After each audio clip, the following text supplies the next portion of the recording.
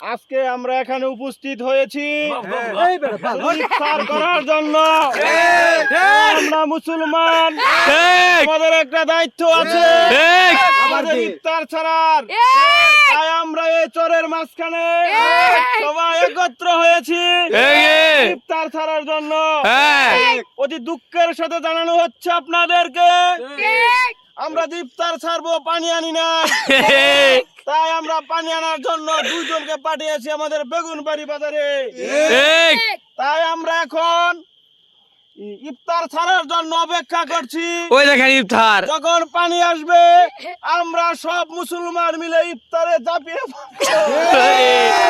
আর দেরি সহ্য হচ্ছে না আমাদের। এখন আমরা কি করবো? এখন আমরা অপেক্ষার প্রহর গুনতে হবে। আমাদের ধৈর্যের বাঁধ ভেঙে যাচ্ছে। পানি কখন আসবে? আমরা নদীর পাড়ে আসছি, নদীতে খাও। আমরা নদীর পাড়ে আসছি, তবুও পানি নাই। নাই নাই ভাই নাই। পানির অভাবে কি আমরা ক্ষুধার্ত থাকবো? না, থাকবো না। পানি ছাড়া ইফতার করতে পারি।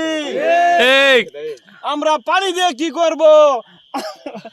আমরা যে টমেটো শসা দিয়ে যে মুড়ি বুট মাখিয়েছি ভর্তা ভাজা, সেখান থেকে পানি উৎপাদন হচ্ছে। বক্তব্য এখানে শেষ করছি।